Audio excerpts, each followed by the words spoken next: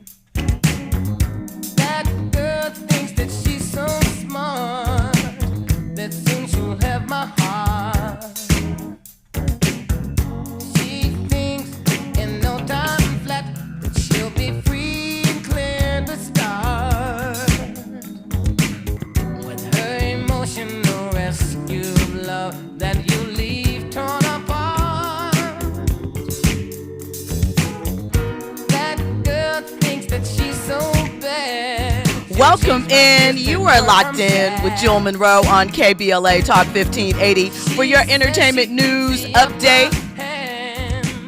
Listen, as Andy said it best, we are always on theme here. And this particular song has a triple meaning. Yes, triple.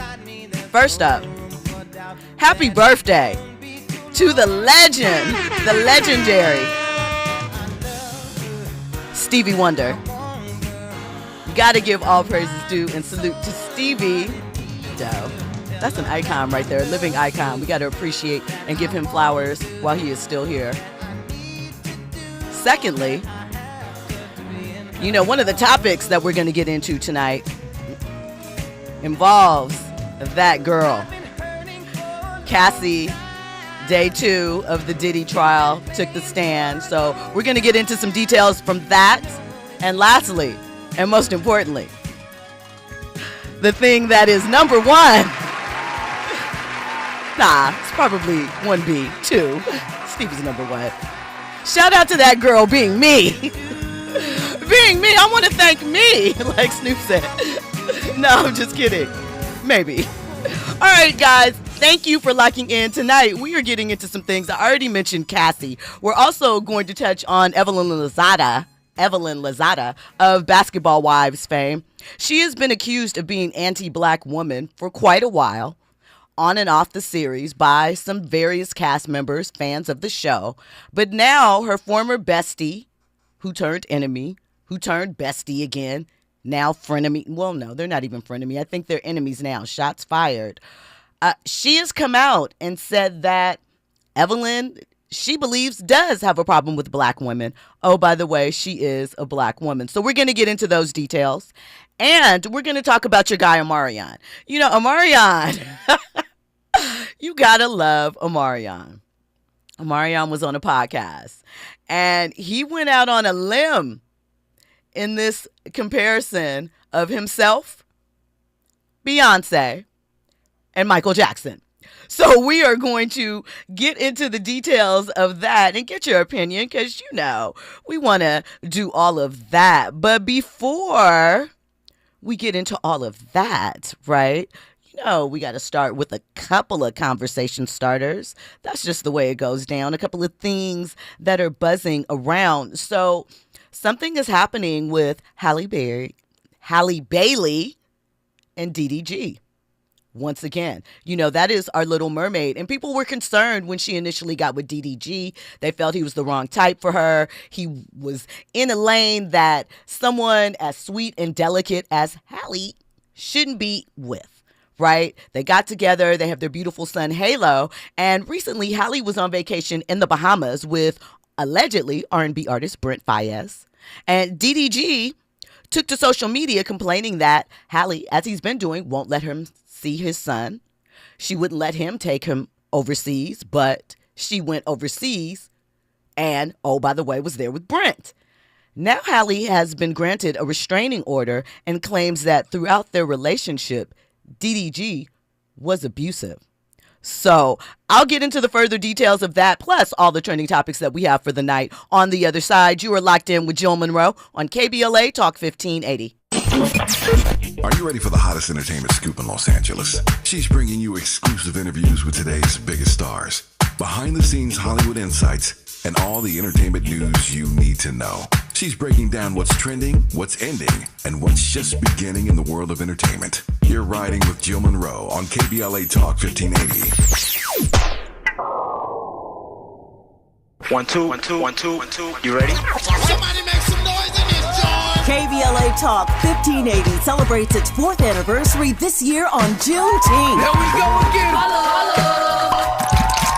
Hard to believe 4 years has gone by so fast. Oh my God. But here we are, still standing, still loving and serving our people as best we can. Yeah, that's what I'm talking about. To celebrate our 4th anniversary, we have 4 big events, and you're invited to all of them. She got a lot to say. Let's do this. Let's get it on. On Wednesday, June 18th, we go live on C-SPAN for the 2nd consecutive year with our Climate Justice plus Black Health Symposium. Tavis Smiley will moderate an all-star panel of thinkers and influencers as we continue our vitally important climate justice work. Hey, Tavis Smiley, talk about. On Thursday, June 19th, you're invited to join us as we celebrate Juneteenth and our 4th anniversary. There'll be plenty of food, fun, great music, good vibes, and all of your favorite KBLA Talk 1580 hosts will be there. Yeah, man. Flip the beat. On Saturday, June 21st, there are 2 big events you're invited to attend. I can't wait to hear it. This year, KBLA Talk 1580 continues its annual partnership with the Empowerment Congress for a community celebration and dialogue to educate, engage, and empower. This year's theme is resilience in the face of chaos. Can't wait to see what's up next. Y'all ain't ready for this. And new this year is our State of Black Women in Los Angeles Symposium, moderated by Dominique DePrima, with a luncheon to follow. Dominique will be leading a dialogue with some of the most impactful Black women leaders in Los Angeles, and you're invited to join. This is it. All of these events are free, but seating is limited, so you must register in advance at our KBLA1580.com website, where you can find all the details you need about each event. Check it out. It's our 4th anniversary, and we would love to celebrate it with you. I love you guys so much. There's nothing you can do about it. We're KBLA Talk 1580. The only black talk radio station west of the Mississippi. Thank you for having our black. Happy anniversary, KBLA. Love you. Love you. I can't believe how spotless my floors look after using the Swiffer Power Mop. No more dragging around a heavy mop and messy bucket. Now I get the same deep clean without all the work. Thanks to the powerful solution and scrubbing pad of the Swiffer Power Mop, dirt and grime don't stand a chance, and I don't break a sweat. Mic drop. Mop drop. Swiffer Power Mop. Swiffer Power Mop. A smarter way to mop. Try it or your money back. Whoa, it's you, the Capital One Bank guy. That's what they call me. Mind if I get a selfie? Yeah, sure thing. Say no fees or minimums on your Capital One checking account. Wow, that's a keeper. So, where are you heading? I'm off to spread the good news that Capital One helps people keep more money in their wallet with no overdraft fees. Oh, you're the best Capital One Bank guy. Hey, mind if I get a selfie? Sure. Say, Capital One, what's in your wallet? Terms apply. See CapitalOne.com/bank for details. Capital One NA, member FDIC. Now back to more entertainment news with Jill Munroe on KBLA Talk 1580. Welcome back in. You are locked in with Jill Munroe on KBLA Talk 1580. So before we get into the deets of all of these stories, first up, if you want to get in on the conversation, 800-920-1580. Hit us up on social media, KBLA 1580. I'm at Stiletto Jill. Share your thoughts with us. Of course, there's an app. Download it. Catch us on the go. And the YouTube chat, it's always bustling. There's already conversation going on in there. So really quickly on Halle Berry and DDG. So she reportedly was granted a restraining order after she claimed things like he smashed her head into a steering wheel and chipped her tooth, that he threw her phone out the window and yelled, "Go get it, B," that she was away from her home and he texted her a photo of her bed when he broke into her home and said, "Now I know what you're on," indicating that he believed that she was sleeping with someone else. And, she said that after she began crying, the physical altercations ended, but out of concern for her child, this was one particular one, the one with the steering wheel, that, she stayed in the car for the ride to DDG's house. She said that in a weird incident last March, that's the one where he entered her home and sent her the picture. So, long story short, the people weren't wrong necessarily. And this is where we are at with the situation. She has been granted a restraining order. She showed a photo of her chipped tooth. She also showed photos of bruises on her arm and various body parts. It's on TMZ. And he did confront her about Brent Faiyaz via text message. So it went down. Prayers to her, and it's sad to hear that young lady went through that. Andy? For the individuals who had concerns about her dating DDG, I'm curious to know if they feel like this is a "I told you so" moment. I'm sure some do. That's something I feel like, though, if you really care about the individual, you don't want to be right. And you don't necessarily need to have that moment. But some people are petty. Some people, their reasoning might not have been exactly honorable in saying that. So, but here's the important part. She got out of the situation and she is taking steps to protect herself and her young son. Not that she said directly that the son was harmed or in danger. Want to be clear about that. That is just, the nature, me saying, of situations that can become volatile. So that's it with that. So let's get into Evelyn Lozada. So she is of Basketball Wives fame. At one point she was engaged to Antoine Walker. She famously left him when he went broke. So he feels she didn't stay down with him. They were together for many years while he was with Boston. And when he won the championship in Miami, she was one of the first OGs on Basketball Wives back in 2010. She was besties with Jennifer Williams, whose husband at the time played on the Boston Celtics. His name was Eric Williams. We saw a lot of things happen. We saw them be kind of mean girls together, fashionable, beautiful ones, but, maybe a little mean, depending upon who you ask. And at various points, because Evelyn is Puerto Rican, she was accused of being anti-black, that she maybe didn't like black women, picked on black women because she felt superior. So recently, Evelyn and Jennifer have fallen out in their friendship. Once again, it played out on the show based off of Evelyn expressing concern that Jennifer's now husband, then fiance, boyfriend, was a scammer. He has been accused of several crimes, financial crimes, and, kind of grifting people. These are the accusations. He had to get restitution paid, a certain amount, to be allowed to go overseas for his wedding. He went out of jurisdiction without approval and had to serve jail time. It's a lot, child. Basketball Wives, Monday at 8 p.m. on VH1. However, Jennifer and Evelyn have been friends for over 20 years, and they have fallen out. They fell out when Jennifer gave similar warning to Evelyn about getting involved with Chad Ochocinco Johnson. Right? So this is kind of the reverse of that in some ways. But I find it interesting that Jennifer is now claiming Evelyn to be anti-black when she was right in lockstep with her in so many of the activities. And also, Evelyn's other best friend is Shaunie O'Neal, a black woman. She and Tammy Roman have had fits, also a black woman, and have also been friends. But there was other women on the show, Susie, who was not a black woman. Basically, what I'm trying to say is I feel like if Evelyn feels like you are disrespectful or out of line or not in her zone, whatever that may be, she's going to get at you. I am not defending her. I have not heard her say anything against black women, but I am saying that I find it interesting that you were okay with that aspect of her personality for decades. But now that you two are having a tiff, you want to point it out and use it and weaponize it. I don't know if that feels authentic to me. And I don't know if it is the right voice from Jennifer, considering you were a party to so much of what you are now accusing her of for so long.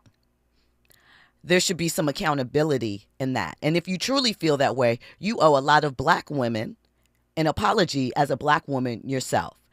And, you know, that's sort of what the deal is with that as far as my thoughts. Andy? Look, I remember watching that first season of Basketball Wives, and I was not a fan of Jennifer Williams. I don't know if she's changed, you know, her whole shtick or whatever, you know, since that moment, but it just sounds real clout chasey to make that type of statement, because I feel like it's popular. It's popular to kind of question folks' blackness now. So, you know, she's just doing the clout chasing thing, in my opinion. I agree. I mean, I don't remember her taking up for OG, who was a popular castmate on Basketball Wives a few seasons back, former lingerie football player who had altercations with several of the women and accused them of being anti-black and labeled some of that at Jennifer. This is what I do think. I do think that they are, somewhat elitist, popular pretty girls that only want to hang with other popular pretty girls. And if they feel that your gear isn't up to par, that you can't move in the right spaces, you know, maybe not now at 50 for them, but certainly 15 years ago when the show premiered, absolutely. So I just, again, I personally have never seen these type of interactions. I watched the show from the beginning. I'm actually in Basketball Wives LA at one of the events. You could see me on there, random. I was there to interview them and stuff, but this was a while ago. And, you know, it's just an interesting thing. And I know people have their feelings about Evelyn, but I'm side-eyeing Jen.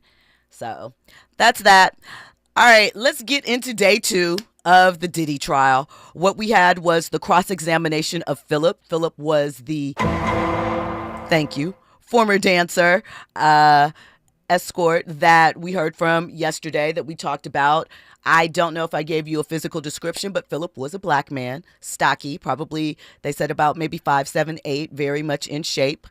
And so he was cross-examined. There were some things that came up that were inconsistent with statements he originally gave to the in his interviews back in March. So there were some differences in that. They asked, was he in love with her?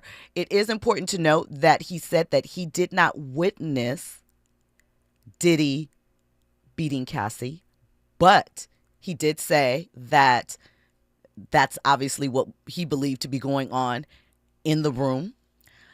But what you really want to hear about is Cassie taking the stand. So Cassie was on the stand for 8 hours. She was very pregnant. There were times when she was emotional. She did cry at some points.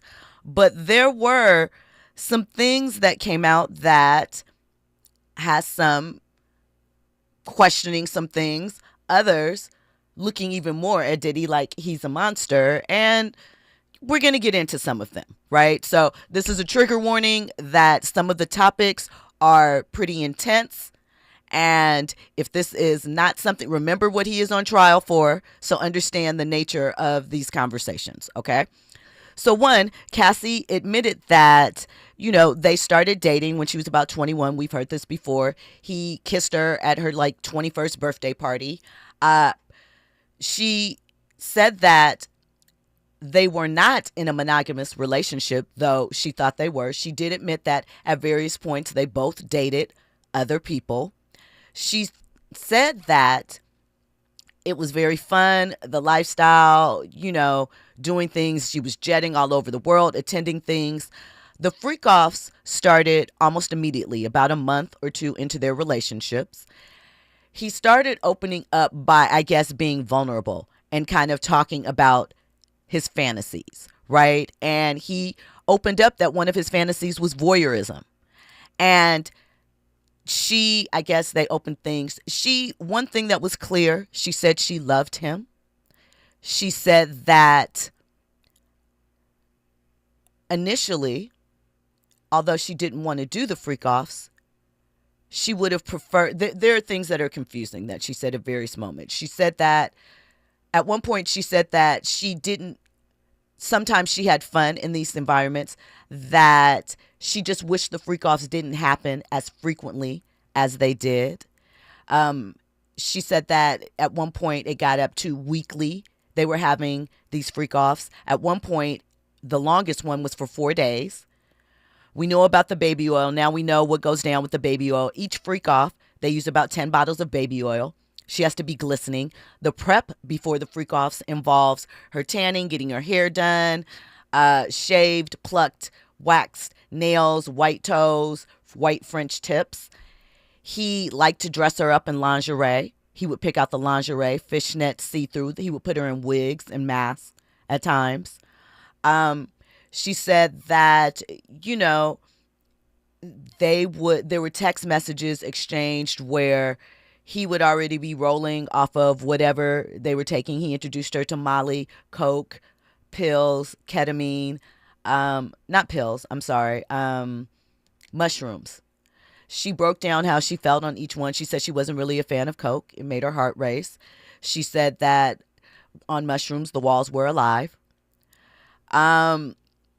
She said that she would disassociate and took the drugs so that she could disassociate for the freak-offs. She did admit that she said she didn't want to do them, but she loved him. She didn't want him to feel judged because he opened up to her. She said that she was insanely jealous of his outside relationships with other women. She said that, she really didn't want to do the freak-offs, but she didn't want him to do them with someone else. Because what he told her was, he would be in a bad mood if she would say no. He would be in a bad mood for the rest of the day. And sometimes he would get physical with her because he was in the bad mood. So she said she didn't want to shift the energy and she just wanted to spend time with him. That during the freak-offs, there would be times when they would take a break. So a freak-off session, one session is when we reach our destination point, right? So in each session, in each freak-off thing, there would be at least 2 sessions. And that in between there, sometimes they would go in the room. And Cassie felt that this was the only time she got to spend time alone with him. This was the only time that they could connect. This was the only time that she could get close to him. So, there's a lot with that. She did say that they would have to be glistening, oiled up. He would say more baby oil. There were candles in the room. People wondered sometimes what would happen in the rooms, why he would have to pay money, why he had that stack of money. Well, they have ruined hotel rooms across the country and across the world. Some of the hotels, we've heard the names, Intercontinental, both here and in New York. The Intercontinental here is now closed. The L'Hermitage, the Gramercy in New York, several other locations in Ibiza even. So the prosecution is clearly trying to establish that trafficking across straight lines. But it's important to note that Cassie also said that, she got jealous. She would send him texts like, I want to screw you. And he would text back and ask her if she wanted someone else to join. And she would say, no, you. And he would tell her that she was being typical. She felt like he picked her apart. He changed her hair, told her she was wearing her hair and it looked like a Mexican. That just various things to kind of break down her self-esteem. But she said that she took a lot of it because she loved him and she just wanted to be with him. She said the beatings also started fairly early and that there was no one that she could talk to or confide in about what was going on. She felt confused, that one of the earliest things that he introduced her to oral sex, that she had never experienced it before from a man. He took her in the bathroom and opened her up, like slowly introduced her to these things. It is also important to note that he was often on drugs too when they were having these interactions, because people are going to ask, well, was she consenting when she was on drugs? So we will have to see. When we come forward, we'll get into more details on that. We'll get into this Omarion comparison, because Omarion's wild in a little bit, and more trending topics and headlines. You're locked in with Jill Munroe on KBLA Talk 1580.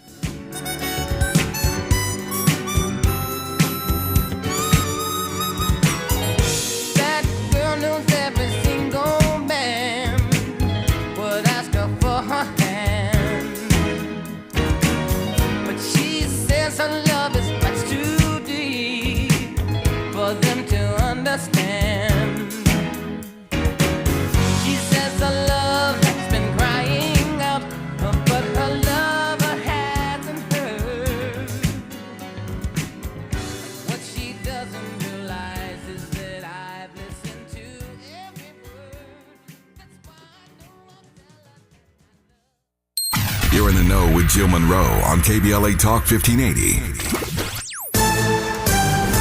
I'm Amber Payton with BIN News Now. Welcome to the United States of America. 49 white African refugees considered a minority group in South Africa arrived in Virginia under a Trump-era order claiming they faced unfair treatment. They now have a path to U.S. citizenship and access to government benefits. Washington, D.C.'s Black Mayor Muriel Bowser's approval rating has climbed to 53%, up 7 points from last year, according to a Washington Post George Mason poll. Many residents credit her for recent improvements in public safety, with crime rates down across the district. The poll also shows that a number of residents want Bowser to take a stronger stance against federal actions impacting D.C. directly. And a Black Olympic gymnast is inspiring graduates of a Missouri university. 7-time Olympic gold medal gymnast Simone Biles delivered the commencement speech this week at Washington University in St. Louis. Get BIN News Now on demand 24/7 on the iHeartRadio app. Tough in Norwalk, 605 northbound, leaving the 105 freeway. Delays take you all the way to the 10. Also a slow drive on the 57. This is out of Anaheim, northbound, leaving Catella. Delays all the way to the 91. We're slowing from Imperial Highway to the 60. And ahead from the 10 to the 210, where on the 210 West Connector, the right lane is off limits for some repair work after an earlier crash. We're also looking at Corona, 15 southbound, loading up at the 91 freeway. Delays taking you ahead to Temescal Canyon Road. Compassion sponsorship means food, healthcare, education, and more for a child in poverty. And there are thousands of kids who've been waiting over a year. End their wait. Sponsor a child with compassion today. Text the word radio to 83393. This is the KBLA Sports Minute with Ray Richardson. The Rams and Chargers are part of the NFL schedule this season for international games. The Rams will play Jacksonville in London on October 19th. The Chargers will play their regular season opener on September 7th in Sao Paulo, Brazil. The NFL will name the Chargers' opponent on Wednesday when the league announces the complete schedule for the 2025 season. Congratulations to Morgan State defensive lineman Elijah Williams, the Defensive Player of the Year last season in the HBCU MEAC Conference. Williams was signed by the Minnesota Vikings as a free agent and will be at their training camp this summer. Williams, a native of Jersey City, New Jersey, was not selected in last month's NFL draft. The Vikings invited Williams to their minicamp for rookies this past weekend, and he made a strong impression. Good luck to Williams in the Vikings training camp. No debates, no speculation, just the info you need. That's your KBLA Sports Minute. I'm Ray Richardson. More news, opinions, and conversation when we come forward on KBLA Talk 1580. When the flames subside, who ensures that the stories endure? At KBLA Talk 1580, we're committed to preserving the voices that shape our community. We know people have short memories, and as long as this Black Talk radio station is on the air, we will not let Altadena be forgotten. We are honored to announce that the Altadena Historical Society will officially archive our recent town hall alongside every episode of Conversation Live Altadena Rising with James Farr. This is the show of record, the definitive source for tracking Altadena's roots, resilience, recovery, and reunion. These stories will now live on for students, scholars, researchers, and journalists seeking truth and legacy in the months and years to come. Because history isn't just made, it's honored, it's recorded, and it's passed forward. We're KBLA Talk 1580, and we've got your black.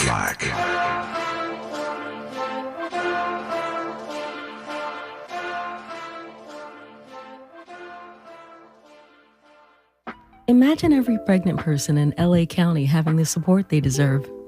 A doula on every block. Doulas provide emotional, physical, and informational support during pregnancy, through labor, and beyond. Medi-Cal now covers doula care. That means you can get the support you need or train to support families in your community. The LA County Medi-Cal Doula Hub is here to help. Learn more and get started today at ladoulahub.com. KBLA Talk 1580. We've got a lot to talk about. KBLA Talk 1580 reminds you that we keep us safe. Every girl deserves a chance to shine. That's the belief behind Forgiving for Living, Inc. Since 1999, this organization has been empowering at-risk girls ages 13 to 18, helping them overcome behavioral and mental health challenges. Founder Wendy Gladney's personal journey inspired the mission to give girls hope and purpose through the power of forgiveness. Through their ambassador program, workshops, and annual conference, Forgiving for Living has touched over 3,000 young lives, providing mentoring, life skills, training, and tools for building self-esteem and confidence. You can make a difference. Visit forgivingforliving.org to donate, volunteer, become a mentor, or find help for a young girl in need. Forgiving for Living, Inc., building brighter futures for young girls. Visit forgivingforliving.org today. This is a community call to action from KBLA Talk 1580. You're listening to Jill Munroe on KBLA Talk 1580.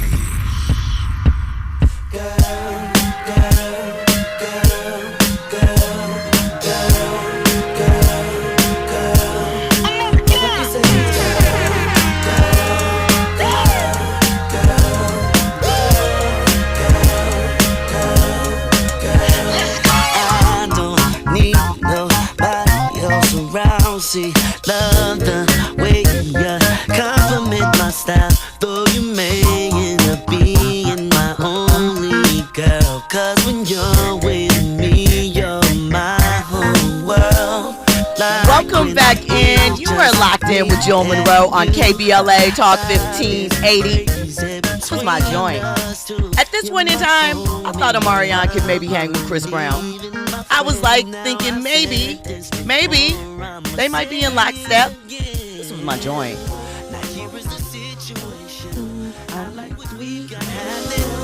And just looking at me crazy. I thought it was possible. I gave you that look because I've been an Omarion stan for the longest. Shout out to the Hamilton Yankee. You know what I mean? Like me. I did go to middle school with him. You feel me? So there's some biasness there. But I think recently I have, come to the conclusion that you cannot deny Chris Brown. You can't.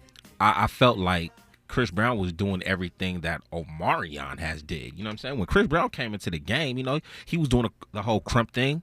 Y'all remember You Got Served, right? Right. You know what I'm saying? So when it came to the dancing, I felt like, man, you can't mess with Omarion. But as the years have passed on, considering Omarion did start off with the group, and then he eventually went solo, and his solo career was, if you had to compare it to like Chris Brown, you're like, there's no comparison. I mean, and I'm not dissing. Omarion had some bangers. He had some bangers, for sure.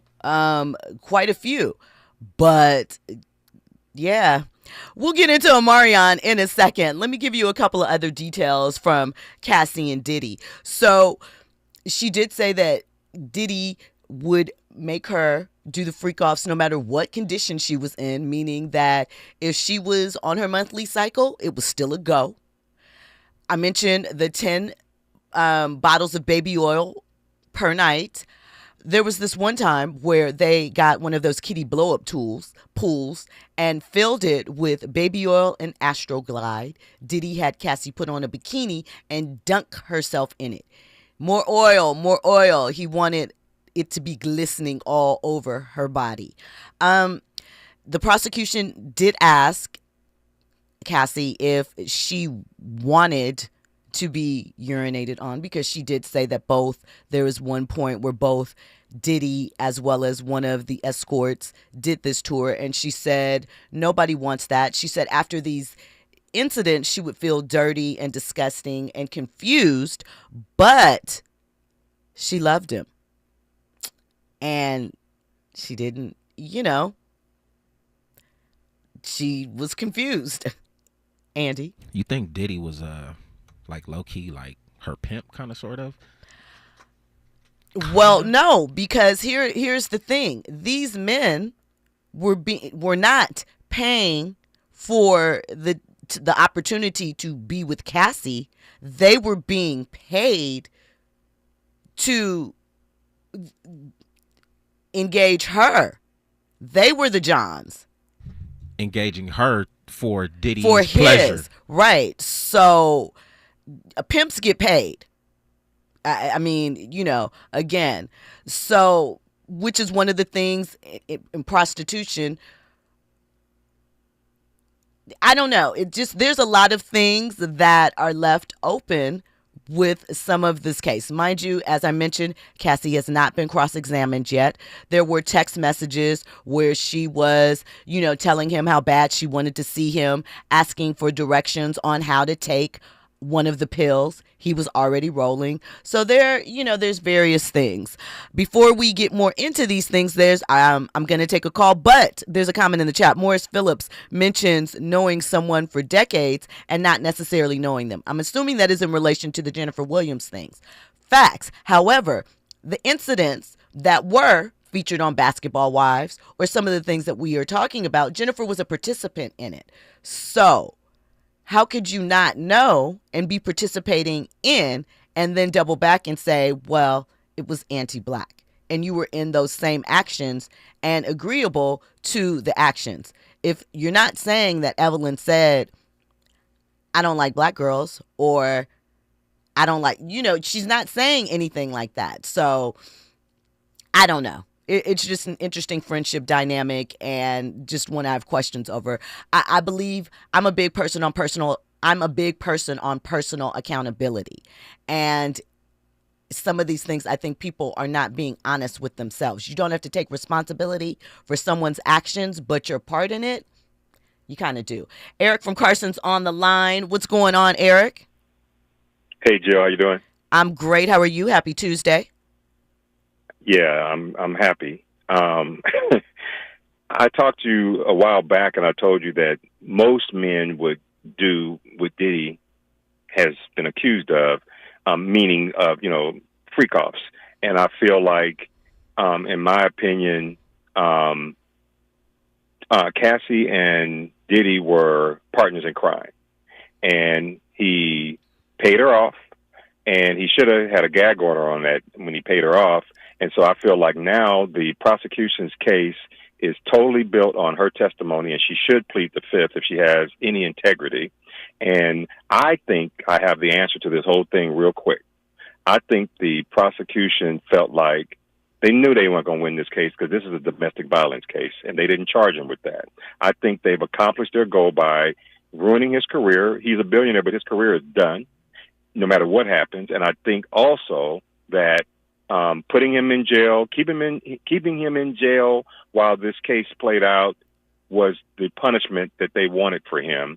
And all of this happened because CNN aired that video. And if I were Diddy, I'd find out who released that video. And if Cassie talked, I would finish off her dead career. Well, when I got out. For one, Cassie is not actively making music at this time. Two, an NDA cannot cover illegal events. So we got to throw that out the window right there. As far as being partners in crime, that is what some people feel. Some people feel like she was a willing participant, that they were with each other. A lot of times she was one of the ones handing the cash or paying out the escorts. Sometimes it was both. She was the one that had all of the communication with these individuals. Now, of course, you can say she was coerced, but was she?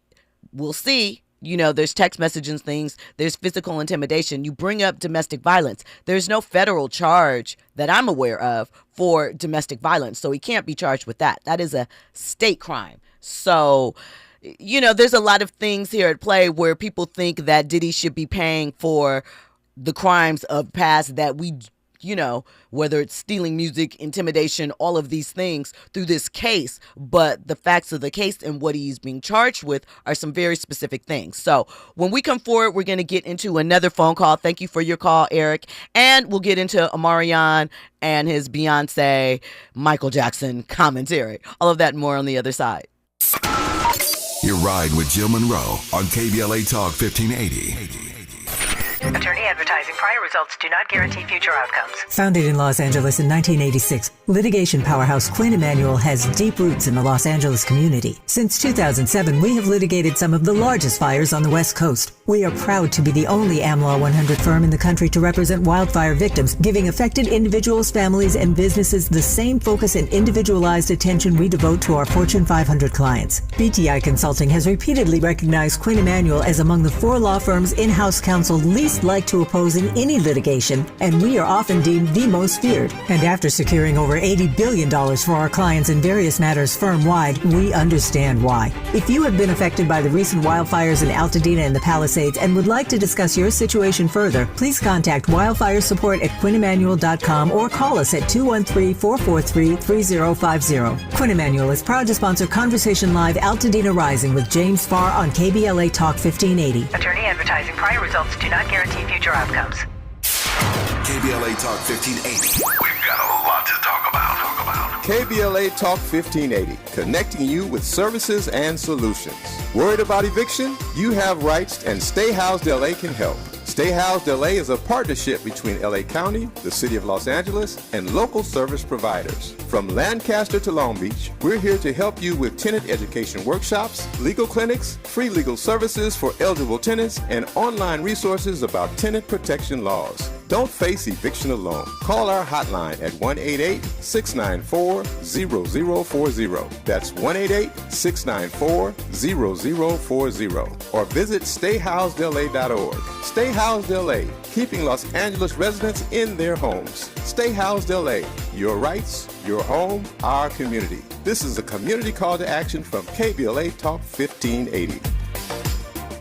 The Comedy Connection series featuring KBLA's Zoe Williams, the voice of reason, and the alpha male of comedy, Ray Grady. We're going to transform relationship disasters into stand-up material live at Inglewood's Miracle Theater on May 31st at 7 p.m. Pacific Standard Time. My clinical team will disclose all of your dating woes, while the alpha male of comedy, Ray Grady, has hand-selected supremely talented comedians to roast all of our tragic relationship choices. I dare you to bring your ex's phone number, because Ray, he's going to text it live, and the crowd will be sourcing emojis. Tickets are moving swiftly, so don't hesitate to grab yours at themiracleinglewood.com before I diagnose your dating history as a pre-existing condition.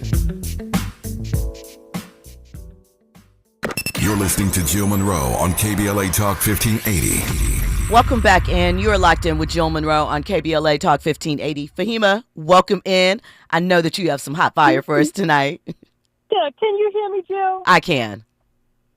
Okay, I'm just going to say this. Eric can only speak for himself, and he needs to hear some of the testimony and some of the abhorrent things that Diddy is alleged to have done. Now, he may be into that, but every man is not into that, and he should speak for himself only. And the other thing, you think Cassie's testimony was damning. If you read Little Rob's deposition, the stuff that's in that deposition is far more damning than anything Cassie said and anything we saw on that video. And that's all I wanted to say in the interest of time.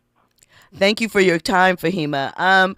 So what I will say about Little Rod's deposition, I don't know if he's a witness yet. We're assuming that he is and that at some point he might make an appearance. But there are also several things. It is of note in that, Little Rod accused Diddy of murder or, attempted. Diddy's not being charged with that. So I caution that there are a lot of things out there. In sticking with this federal case, now, again, we'll see what is introduced. But right now, the 3 charges are around prostitution, trafficking, and transporting of that. So it remains to be seen. Cassie, they did take a break. I did say that she had tears at one point. So it was a rough day. It was 8 hours of testimony for her. And it's still not done because, as mentioned, cross-examination has not happened yet. So we'll put a pin in that. And certainly, I will bring you the updates on that tomorrow. Now, let's get into Omarion, right? Your guy. Well, first, let me read a couple of these comments in the chat. Morris Phillips says, whatever happened to weed smoking, chemicals are life-altering. They smoked weed too. They did a bit of everything, so it seems. Not that really has much to do with it. I am just saying that for them, it was all of these things. And prior to this happening, Diddy admitted that he was, and part of their opening statements, battling addiction during this time. Now, will that come up in the defense's case? We'll have to see. Lucas Frank says, so she's fine with having orgies, but being peed on was a step too far, please. She didn't say that she was fine with it. She said that when she asked to stop, he would get mad. I think maybe it started off as fun, or she was experimenting maybe, and then maybe it got to be too much. That's kind of an interesting line, and they're in a relationship. Like I said, she alluded to the fact that she felt he was being vulnerable with her talking about these things, and that was one of the reasons why she relented. So DJ Black 909 says Diddy used and abused her. Morris Phillips says Diddy didn't love that woman. She was just a toy. Fahima says, I really don't understand how people are continuing to blame Cassie. That woman clearly had Stockholm Syndrome. Royal Jenkins says Cassie was a young woman being controlled by a powerful man. And Morris Phillips also says, I also agree with the part of the caller's opinion. The establishment just wanted to punish Diddy. I think more than one thing can be true at the same time. And here's another thing, though. Had Diddy not put himself in the position, much like we talk about with Shannon Sharp, you can speculate and say, oh, they would have gotten him some way. Maybe, perhaps, but he did these things. So let's get into Omarion. Omarion said it with his chest. He, Michael Jackson, and Beyonce are the only truly successful artists that started off with a group. So understand, I appreciate confidence. You got to have it. You got to think you're the best. But this feels a little like next level delusion. I don't know. Or is it just marketing genius to get us to start talking about him to continue? Is the tour over? I don't know. Does he have new music dropping? I don't know. I know he has a TV show he's planning to launch next year. We'll see. But let's get into what he said. And of course, everybody's reaction. Just looking at my journey, I'm the only artist other than Beyonce that is like Michael Jackson, that comes from a group, a shared space, a shared experience on stage. That's different from being a solo artist or deciding that I'm a solo act. This is all about me. My experience is unique in that way. I love you, but I'm not gonna let you forget Bobby Brown. Okay. You're gonna have to mention Bobby. You gotta mention Bobby. But Bobby still was in a closer era than Mike. You know what I'm saying? Like his era was still closer. You know what I mean? He directly influenced Bobby. Yeah. You know what I'm saying? We come in generations, at least 2 or 3 down generations. You know what I'm saying? Yeah, but you gotta mention Bobby. Yeah, for sure. You gotta mention Bobby. You gotta mention Bobby. Because if you know, you gotta mention if Bobby. Bobby see you on the street, you might try to push you in the head. Like, no, I don't want that. I don't want Bobby to push your head. Like, I had to break up a fight between Bobby and a toddler one time. So I don't want that to happen. You the only one? No, we definitely. we. But I mean, even his experience was a little bit different. What you mean? His was tumultuous too. He was in a group and then had to learn that's how true. to rock solo. That's true. Well, yeah. If I don't know the full story. Well, Gerald Busby will tell you. As I am, you know, he played Gerald Busby. As I'm Gerald Busby. As I tell you, we couldn't let Bobby go. We thought he was a major talent, and we felt like we could do something with this kid. He was a special kid, and we gave him an opportunity to go solo. So that was obviously from the R&B Money podcast. That was Tank. He played Gerald Busby in the New Edition movie. So, Omarion, first up, are you even comparable to Beyonce's group mate, LaToya Luckett, who has a successful music career as well as a TV and film career? Are you? Because let's break down the numbers, because you know I like numbers. I like stats. I like facts. Michael Jackson, 13 Grammys. Beyonce, 32 Grammys. Omarion's. We'll check. But it ain't that. I think it's none. But I want to say maybe Supposed to Be got a Grammy. I'm uncertain. I'm unclear. I believe it was nominated. I believe he's been nominated.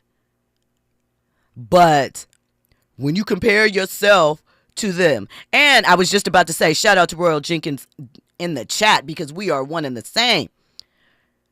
The group that kind of introduced them had a member that went solo and was featured on TV shows and Marcus Houston. So, I mean, you can try and separate it and say, oh, Bobby Brown was directly, or, oh, I'm talking about this era. But sir, quit playing. Like, for real. Quit playing. You mentioned the deck. You didn't even know this Bobby's full story. But like I said, Beyonce's group member, and I picked LaToya, not Kelly, right? Because, are you even Kelly? I don't know. And again, I like Omarion. He has definitely had some bops. You know, Immature had some bops. I saw on the Millennium Tour, all four of them came and hit the stage out here. So, though they go back and forth with their issues, they seem to be able to come together at times for business. Shout out to them. But, sir, please. I don't know. Andy, what you got on it? Somebody must have gassed him up. I'm not going to lie. When I first heard him say that, when he mentioned the group thing, I was like, you know what? You might have a point there. But then again, you know, when, was it Jay Valentine? Is that his name right Yeah. now? Jay Valentine, once he brought up Bobby Brown, I was like, yeah, Omarion, you tripping. You slipping right there. But I think he probably just gassed up. I don't know if, like you said, if the Millennium Tour is going on, but he probably was just gassed up just from how successful the Millennium Tour has been. But, you know, you got to have confidence, I guess. But, yeah, it is blasphemy what he said. You know, whatever, you know. Are you Jermaine? Jermaine had a solo career. I'm just playing. All right. Listen, we have gotten into a lot today. A lot. As always, we love your feedback. We love your thoughts. So you can hit us up on social media. Hit me personally. We will get into Cassie's cross-examination tomorrow because I know you're interested. And again, it has been a lot. It is a lot to take in. I feel for Cassie. It should be noted that his children were in the courtroom again today. They did not leave during any of this testimony. And so they heard all of it. Kim Porter was brought up. Cassie did mention that, you know, she thought that they were exclusive, but quickly figured out that he wasn't. He was publicly connected to Kim Porter. I'm sure the defense will bring up that, you know, there are allegedly stories out there of Cassie laughing at Kim Porter being abused.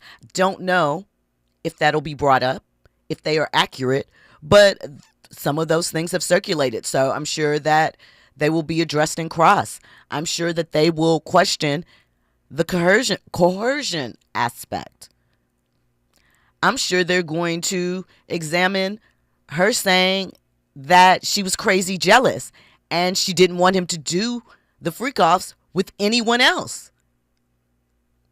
So we'll have to see what develops, but baby, it's a lot going on, a lot. And, again, sending much love, thoughts, and hugs to Halle Bailey, because we never want to hear that with our youth. And ironically enough, DDG dropped a video detailing how he made $2.5 million on Snapchat in 3 months. So, I guess I'm not tripping.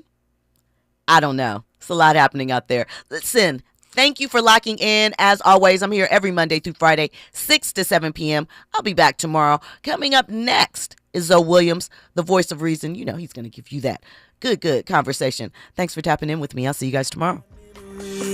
This is crazy. You ain't nothing like the girl I used to know. Good with mom, good with pop, good with all my niggas. I should try, truth is I wanna let you in, but damn these memories, and it's crazy. You ain't nothing like the girl I used to know.